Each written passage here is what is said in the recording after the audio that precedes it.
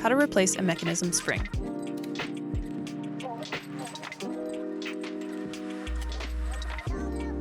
Sit down and fully recline the mechanism.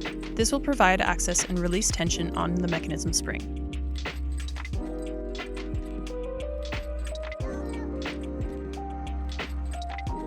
Disconnect the power supply or battery.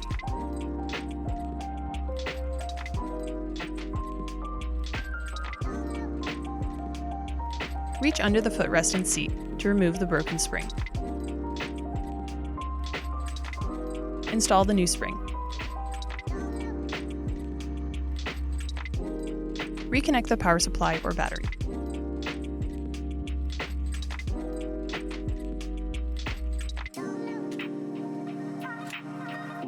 Test the unit for functionality.